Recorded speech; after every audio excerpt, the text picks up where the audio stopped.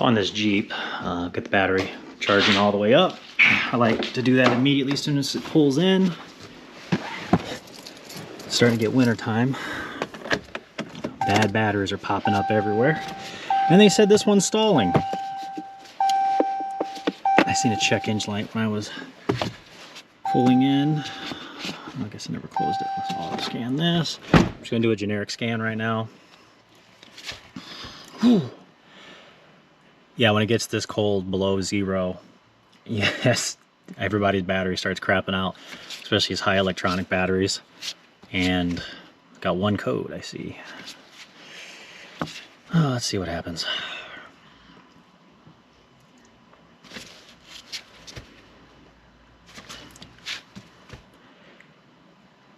U15, oh, plausible message data length received from steering angle sensor.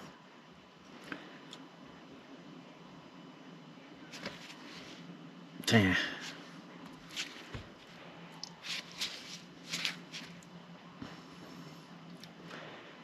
They said it just dies. They didn't say if it was stalling or just not starting once they shut it off. That part I'm not quite clear on. Maybe this will tell me something. No, this was actually running 197 degrees. So it was at full temp. They were at 2438 when this code was sent.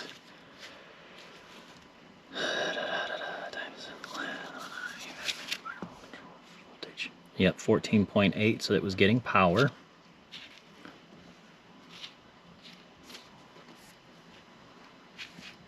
Okay. I'm not really even concerned with that one. You know what? While I'm out there farting around, let's take this off. This is not a McLaren.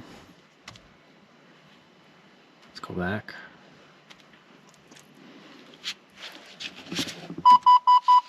Yep.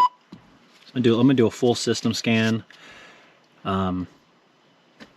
Yeah, Jeeps. Anyways, Jeeps have that code. I've seen it 3 or 4 times before. Actually, I've had these Cherokees. I had a 2016. That code popped up, and it was after we changed the battery. But that could be this is a 2017 model year. So yeah, I had a 2016 that we changed the battery, and that's what popped up. So I'm very familiar with these. So we'll just let that scan. And this battery does not look new, so definitely gonna check this battery real quick. It doesn't hurt. First thing to do before you start really opening up a whole host of other things that could possibly be wrong and you start to trip over yourself.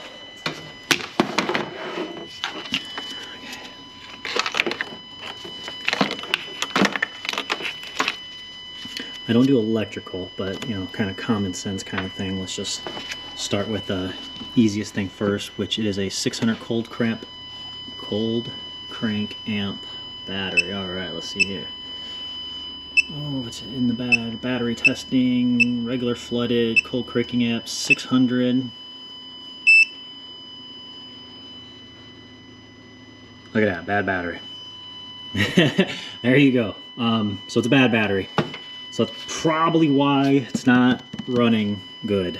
They're only using, according to this tool, which, you know, it's a pretty nice tool, only 45% of the battery. And if we back out, it gives you the specs right there.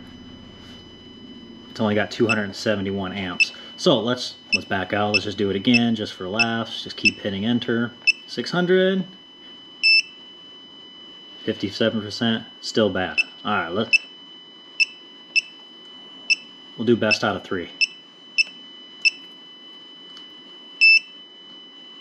50% bad cell. Now we know we got the red X. Let's swap out this battery. So we got the new battery in. Now, little tip is before you even try to install this quote unquote new battery, test it. Charge it all the way to full and then test it, because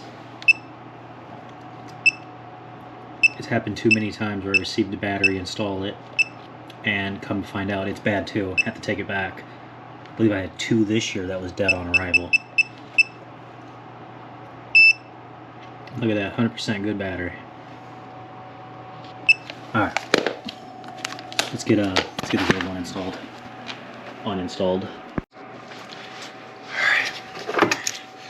First things first, 10mm negative. Got a 10mm positive.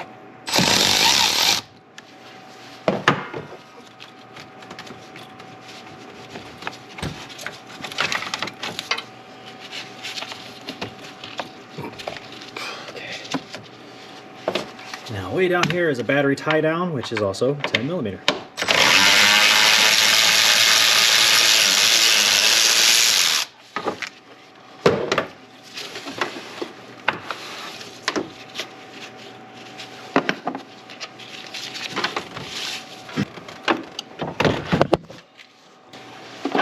Now we will just reverse. Put that down to lock the battery in.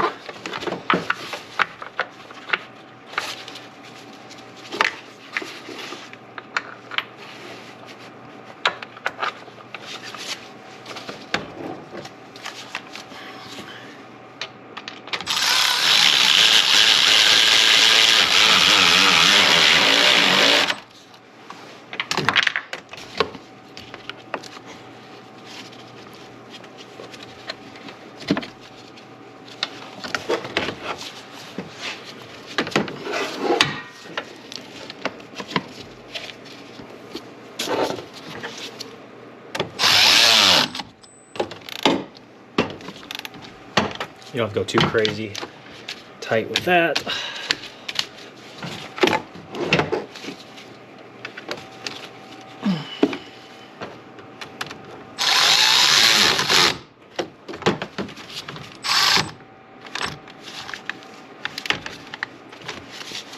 Okay, it's nice and tight connection on both.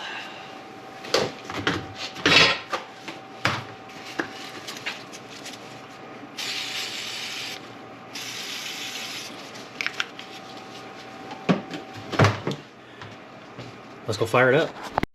Before we started, here's the result of that full system scan that we talked about earlier. There's 2 there, 7 codes there, 1 code there, 2 codes there, 3 codes there, 1 there, 5 there, 2.